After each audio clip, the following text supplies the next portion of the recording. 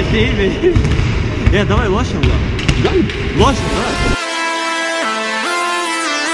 JP Sounds.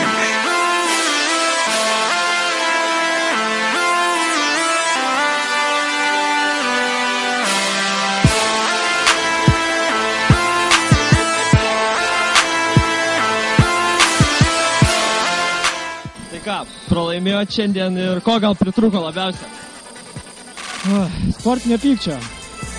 Manau, pritrūko, laiminėjom 18 taškų, iš tikrųjų labai gaila, kad pralošėm. Manau, varžovai buvo įveikiami šiandien. Pasakysiu, trūko centro. Pradėjo spaust per visą aikštelę, kas mus išmušė iš vėžių. Labai kamuolių nesikavojom, iš tikrųjų trūko mūsų centro pagrindinio šiandien nebuvo. Tai mano pagrindinė pralaimėjimo priežastis tame ir buvo.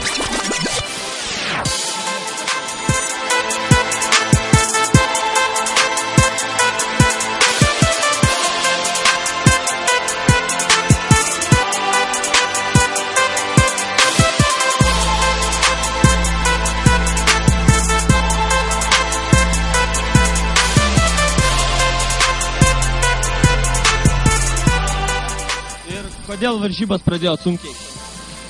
Kad mes visada varžybas labai sunkiai pradedam, iš tikrųjų.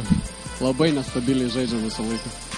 Labai gerai, kad gale užteko kažkam proto iš mūsų sukeisti gynybos sistemą, pradėjom spausti ir matėt, kad labai gerai pasisekė tai viskas. O pratęsimas, ta prasme, kas lėmė?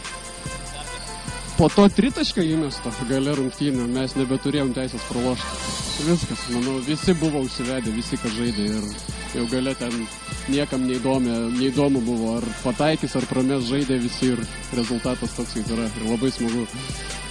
Gerai, ką, su pergalė.